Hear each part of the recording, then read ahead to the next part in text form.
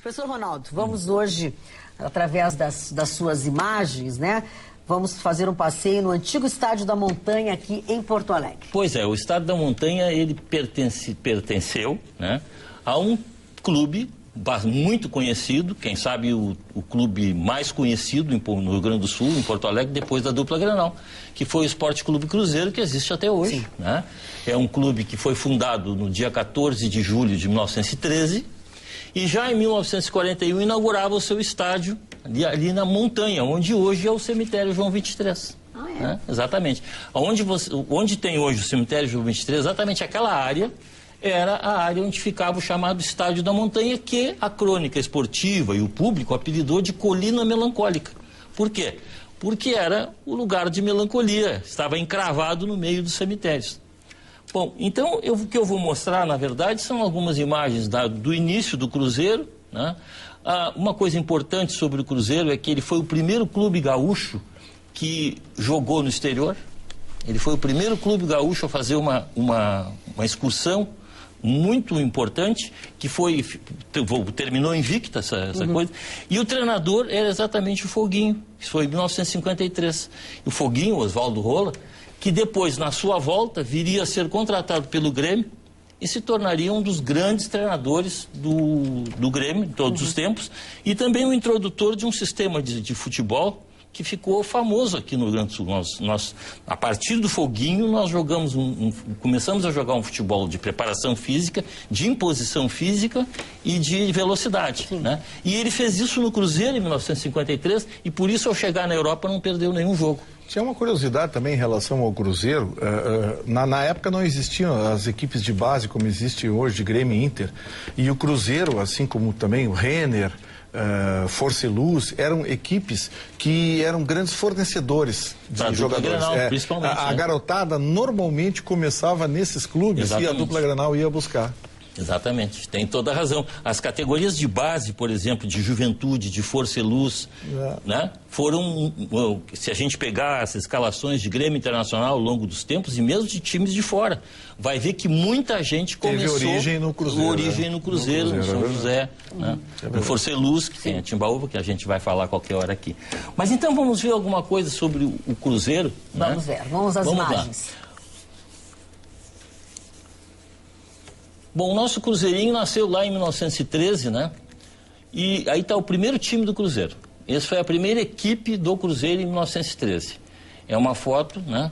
Que nos primeiros tempos o Cruzeiro jogava em estádios dos outros, não tinha estádio. Mas em 1941, isso aí é o folder de lançamento de convite para o estádio, né? 1913.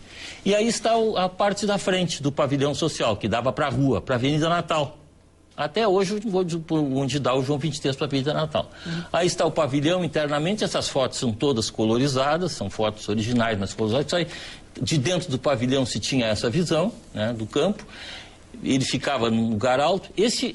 São fotografias do dia da inauguração do estádio, no dia 16 de março de 1941. Tá? Isso aí é o pavilhão social, né? Aí a parte das arquibancadas, né? Também foto colorizada.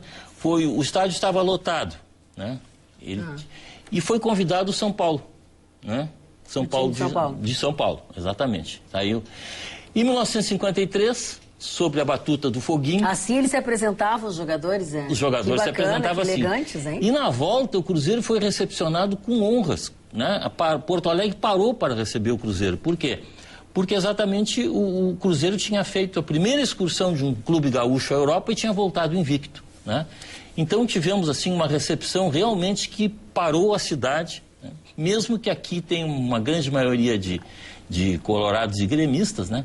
Bom, dessa equipe 53 jogava Rubens Freire Hofmeister, né? Tá aí ele, né? Ainda quando jovem, que foi quem fez o negócio de venda daquela área para a ACM. O Rubens Freire Hofmeister foi o presidente da Federação Gaúcha de Futebol. Presidente da Federação depois. E presidente do Cruzeiro. Certo. Né? E aí, então, no lugar do Estado da Montanha, começou a ser construído o cemitério João 23. Vejam aí que a construção, até hoje, ainda tem um pedaço da arquibancada que foi preservada. Então, ali está o cemitério na vista aérea e nessa fusão de imagens, vocês vejam que exatamente ali ficava o Estádio da Montanha. Bom, o cemitério João 23 cresceu, né? E o Cruzeiro hoje está se preparando para se mudar para Cachoeirinha. Né? O Cruzeiro teve Cruzeirinho ali na Protásio Alves. Armando Burdi. É cruzeirista, parece que é um dos... Não, e é um dos...